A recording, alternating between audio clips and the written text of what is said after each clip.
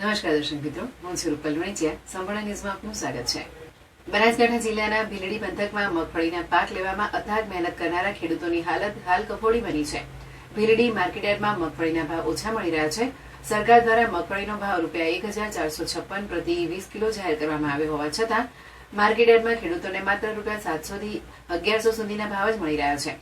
હાલમાં થયેલા કમોસમી વરસાદના કારણે મોટી માત્રામાં મગફળી ભીની પડી ગઈ હોવાથી વેપારીઓએ તેના ભાવ વધુ ઘટાડી દીધા છે, જેના કારણે ખેડૂતોને પડતા પર પાટું જેવી પરિસ્થિતિનો સામનો કરવો પડી રહ્યો છે.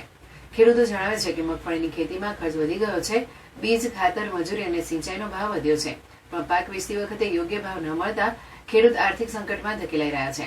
આ અંગે ભીલડી માર્કેટયાર્ડમાં આજરોજ ભીલડી માર્કેટયાર્ડ ખાતે હરાજી કરતા તમામ વેપારીઓ સાથે બનાસકાંઠા જિલ્લા કિસાન મોરચાના media cell incharge Naranbhai Joshi દ્વારા વેપારીઓ સાથે મીટિંગ યોજાઈ હતી, જેમાં વેપારીઓને ખેડૂતોને મગફળીના ભાવ કઈ રીતે ઊંચા મળે તેના માટે ચર્ચા વિચારણા કરવામાં આવી અને ભીલડી માર્કેટયાર્ડ ખાતે મળેલી મીટિંગમાં વેપારી આગેવાનોએ બાંહેધરી આપી છે કે અમે ખેડૂતોને હિત એ અમારું હિત એ રીતે ઊંચો ભાવ મળે તે રીતે અમે ઉપર મિલોમાં પણ ઊંચા ભાવ મળે તે રીતે પકડ પકડી ખેડૂતોને સારા ભાવ આપવાનો પ્રયત્ન કરીશું. સ્થાનિક ખેડૂતોએ સરકાર સમક્ષ માંગ કરી છે કે સરકાર દ્વારા ખેડૂતોને માર્કેટયાર્ડમાં મગફળીના યોગ્ય ભાવ મળે તેવા પ્રયાસો કરવામાં આવે અને સરકાર દ્વારા ટેકાના ભાવે ખરીદી તાત્કાલિક શરૂ કરવામાં આવે, જેથી ખેડૂતોને રાહત મળે.